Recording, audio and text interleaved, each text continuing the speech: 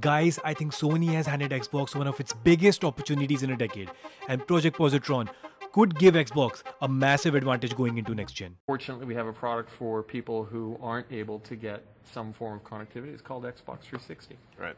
So stick with 360. That's your message if you don't, like it? If you have zero access to the internet, that is an offline device. This is how you share your games on PS6. You don't. Thanks. PlayStation. These clips have haunted Xbox for years, but now they might become Xbox's biggest win. Back then, Xbox got absolutely trashed for trying to push the industry forward. Now Sony is doing what they do best, copy them when they think the time is right. Except this time, they're doing even worse. They're killing physical media outright in 2028. This isn't about me laughing at Sony, entirely at least. And it's certainly not about celebrating physical media dying. This is about asking one question. Has Sony accidentally opened the biggest door that Xbox had in years? Before we even talk about Xbox, let's talk about what has happened over the last few days. I'm done with PlayStation. Like, I'm not giving them another cent for anything. I don't give a shit about GTA. I don't give a shit about Wolverine. I'm done. I'm a grown-ass man. I don't need anything they're trying to sell. I haven't seen PlayStation fanboys this uncomfortable in a very, very long time. And this is what caught my attention. These are PlayStation fanboys, guys, the most hardcore, the same people who've defended Sony and their piss poor decisions over last decade. Then you've got Pio with his mugshot. You can literally feel the frustration. He's begging Sony, trying to make them listen, trying to convince them that they're making a mistake. And before people start saying, see, everyone's switching to Xbox now. No, let's all calm down. Because whether they'll actually leave PlayStation, well, that's a completely different conversation. And I really don't think that these people have the balls to do so. Some might, but most will not. Do you actually fucking think Sony gives a fuck about those tweets and your agony reactions? Because I'm telling you, they don't give a shit about it. Sony executives aren't sitting in a boardroom reading Twitter replies. They're looking at digital margins, conversion rates, attach rates, revenue per customer. That's the scoreboard they're watching. The only thing that would actually make Sony blink if people start cancelling their GTA 6 pre-orders on PlayStation Store, and in huge numbers. That's the only thing that will actually make them think. And if I'm being completely honest, I don't think most people will do that. Some people will cancel, absolutely, but a handful of cancellation doesn't change a billion-dollar strategy. A mass movement does, and I just don't see that happening. Which brings me to the biggest mistake people are asking. Everybody keeps asking me, will Sony reverse this? When will Sony reverse this? I think that's the wrong question, because I don't think Sony is going backwards. I think everyone should be asking who benefits from Sony going forward. Guys, imagine for a second if Xbox had done this again after 2013. Imagine, you and I both know what the headlines would have looked like. All hell would have broken loose. People with big podcasts would be crying, asking Satya Nadella to eat shit and kill the platforms where millions play daily. Remember all those people saying, that's it, I'm done, Sony has crossed the line, I'm moving to PC next gen? Really? Because as soon as Black Ops goes live, everyone forgets it. Number one on the PlayStation Store. Number one. Just like that. That's why I keep telling people Sony is giving a big fuck you to you. They don't give a fuck. Twitter isn't real life for them. Buying habits are. And they know most of the people on their platform buy digitally. And the media is there to defend all of their decisions. But I'm just not buying it. Because we've watched this industry for too many years now. Do you think media would have reacted like this? Absolutely fucking not. Thousands of articles for over months milking each and every minute, each and every topic of this conversation. Xbox must die, kill Xbox, podcast, tweets for months. Because I've seen this movie for multiple years and the standards are not the same. They have never been. Now let me be very clear, this isn't about me hating on Sony. This isn't even about defending Xbox. It's just about consistency and the disingenuity. Have the same fucking standards. If Xbox deserve criticism, criticize them, which you always do. Every day you do that. That's part of your job, to get clicks. But if Sony deserves criticism, fucking do that. Don't suddenly invent a different rulebook just because the logo changed. Let me give you another example. Imagine if Asha Sharma would have sold her shares right before this sort of announcement. Are we seriously pretending the internet wouldn't explode? We'd have conspiracy videos before breakfast. Xbox is collapsing. Xbox is dead. She is here to kill Xbox. Sell your fucking Xbox. You know exactly how this would have gone. But when PlayStation does something controversial, suddenly everybody becomes patient. Let's wait, guys. Let's wait. Maybe there's another explanation. Maybe Sony will hear you out. Let's wait for them. They've heard us in the past. Fuck you. That's Sony's answer to you. fuck you. Because I don't think Sony is bluffing. This isn't some experiment they'll quietly reverse in 6 months from now. Because financially, it makes far too much sense. Take a physical video game. $70 physical video game, traditional video game. When it's from a first-party publisher, when it's from Sony, Nintendo, or Microsoft, the breakdown looks like this. Cost is $70. Retail store cut, so GameStop, Target, Walmart, whatever, they take about 30% of that, so they take about $21. And then there's a manufacturing fee of about $3.50. And so the publisher, Xbox, Sony, let's say Sony, since that's what we're talking about, PlayStation takes home $45.50 out of every $70 sale. Okay. Digital sale. You know how much of that Sony takes home? $70. So it is hugely beneficial. They are saving a significant amount. Those margins are significantly higher when they sell digitally. So they very much want you to buy their games digitally. And the reason that they're taking home $70 is because when Sony sells a game digitally, it is done on its own store. Now let's look at third-party publishers, because this is the really key part. $70. 30% of that goes to the retail store, GameStop. $21. Then there's a licensing fee to the console maker, so to PlayStation, if this is a PlayStation disc, of about 15%, maybe $10.50, something like that. Manufacturing fees, 5%, call it $3.50. That's one that can really vary. Shipping costs, production costs, all that other stuff. People have all sorts of deals in place. And so the publisher winds up taking home $35. But in that equation, remember, Sony, PlayStation, is taking $10.50 as their licensing fee for that. And EA is getting back $35. Now, if it's a digital sale, you take licensing fees and you take manufacturing fees out of the equation, and that retail fee, instead of going to GameStop, it goes to PlayStation.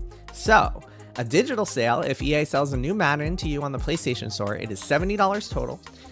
PlayStation takes 21 of those dollars, a 30% cut, and EA takes home $49. So EA is taking home more, and Sony is taking home more. In other words, Sony and PlayStation are extremely highly incentivized to move to digital, not just for their games, where they are, of course, making more money, but also for all of the other games they are selling on their ecosystem. Exactly, that's the point.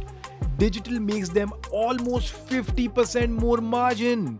First party, third party, every executive measured points in the same direction. Sony guys aren't waking up. Noshino is not getting up thinking how angry is today. They're waking up looking at the margins, revenue, digital adoption, customer lifetime value. The meeting is not about Twitter, at least for Sony. It's not. Then you look at everything else. Manufacturing changes, physical distribution getting weaker, reports coming out from different markets. Piece by piece, the picture gets clearer. Because I knew whatever PlayStation tweeted next would tell us everything. 6 days, complete silence, then a fucking flight stick.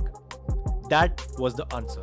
Not my answer, that's their answer to you. And that's their middle finger to you. They told you everything, we're moving on, you should move on as well. Guys, I honestly think PlayStation has made their decision. I don't think they're going backward. The real question is whether Xbox is smart enough to capitalize on this. And I think this might be genuinely one of the first real opening Xbox has had in years. Now this is where things really get interesting. Just a few hours ago, reports started coming out that Xbox is preparing to begin testing its disc-to-digital program. And the moment I saw that, everything suddenly made sense. One side of the industry is pushing people towards digital, while the other side is suddenly testing technology that makes physical libraries easier to bring into the future. For years, we've heard one argument over and over again. People are logged into their digital libraries. Phil Spencer also told us if Starfield was an 11 or 10, it would have moved the needle. Fine, let's flip the argument for 1 second. What about physical guys, our physical bros? They are not logged into their physical libraries. What about them? And that's the audience that nobody's talking about. Maybe it's only 5%, maybe it's only 8%, maybe it's 10%. I don't know the exact number, but I know one thing, they exist. And if one company has the chance to say, we've got you, why won't you take it? If Xbox comes out tomorrow, physical bros, we've got a disk drive in our next console, whether it's internal, whether it's external, we've got you. The physical only people will then start thinking about Helix and the Xbox platform. Every report we've heard says Helix is supposed to be fully backwards compatible. Okay, let me ask you something. How do you even have true backwards compatibility if you completely abandon physical media? That's a genuine question. Because if disc to digital is real, and if Helix is really fully backwards compatible, those stories suddenly start connecting. Now, am I saying Xbox has definitely solved this? No. But I think they have to solve it. Otherwise, What does fully backward compatible actually mean when somebody with shelves full of Xbox discs gets a Project Helix? If the disc to digital plan is supposed to release with Helix, there is supposed to be a hard drive with it, right guys? I mean, I think it makes sense. I personally don't think Xbox Helix ships with an internal disk drive. But an external drive? That might be an option. I can absolutely see that happening. Especially with this Project Positron. Cheap, optional, people who don't care never buy it. But people who do care still have a path forward.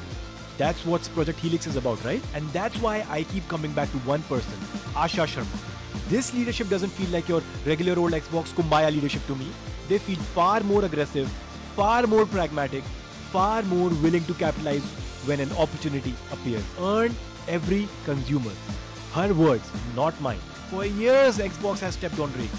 Years, while PlayStation has quietly walked around them. Maybe, just maybe this is the first time PlayStation has left one lying on the floor. And if Xbox is really serious about competing again, which I think they are now, this is exactly the kind of opportunity you attack. Not because Sony is weak, but because Sony has just walked away from a small but very passionate audience. And if I'm running Xbox and if I'm Asha Sharma, I'm doing everything I can to make those people feel like somebody still wants them. Because market share isn't always won by stealing millions of customers overnight. Sometimes it's won by being the only company that still cares about a niche everyone else has abandoned. This isn't really a story about discs anymore. It's a story about strategy. And that's where I think Xbox has one decision to make. Because if they do, this could be the beginning of Xbox's smartest competitive move in years. Now let me make one thing very clear. I could be completely wrong about how Xbox executes this. Maybe there's no external drive. Maybe Helix looks completely different. Maybe disc to digital evolves into something none of us are expecting. But Jez Cotton has repeatedly said that the current leadership is closely watching how people are reacting. Because I used to think, how can Xbox really catch up? In this age of digital media and digital libraries, when everyone is logged in, how is it possible for people to switch their libraries, come to Xbox? And I knew the only way they compete again is not only great games, great exclusive games, price point marketing. No, that's just one part of it. The only way they really compete again is that plus their competition fucks up. If their competition really fucks up, that plus exclusive games, great games, marketing, price point, that is their way. That is the only shot they have. The funny part is, even if I don't support it, I actually think Sony is making the correct business decision. But I just don't think it's automatically the correct competitive decision. Those two are completely different things. A company can maximize profits and still leave an opportunity for somebody else. Somebody else like a challenger brand like Xbox. And that's exactly what I think has happened here. And everybody keeps asking me, why would Xbox even bother? I'll tell you why. Because Xbox isn't trying to win 100% of the market. They just can't, and they don't need to. They need to win people that someone else has stopped fighting for. Maybe it's 5%, maybe it's 8%, maybe it's 10%. I don't know. But if I'm Xbox, if I'm Asha Sharma, I'm looking at every single one of those customers and saying, come here, bring your library, bring your discs, bring your history, we'll figure it out. Earn every customer. Again, her words, not mine. And that's how challenger brands think. For years, Xbox tried to beat PlayStation. First, they tried to beat them at their own game with bigger marketing, bigger exclusives, bigger announcements, bigger everything. When that failed, they switched to Game Pass. When that failed, they switched to Xbox Play Anywhere. When that failed, it was multi-platform. But one thing never truly happened. PlayStation never truly fucked up the way they have done now. And this is why I've been so excited for this leadership. This isn't the previous leadership who's here to be buddies with you, to be friends with you. They are aggressive and she is looking for opportunities to strike. She is looking. That has been confirmed by Jez. She is closely looking and monitoring the situation. And she is looking at some openings. And opportunities like this, they don't come around very often. Especially when your biggest competitor creates one themselves. The question is Xbox finally smart enough to capitalize? And if they are, this moment will truly be remembered, the moment when Xbox was actually back. Guys, I hope you enjoyed this video and let me know in the comments below if you think this is Xbox's biggest opportunity in years, or am I just fucking hallucinating? Let me know what you think. I'll see you on the next one. Bye.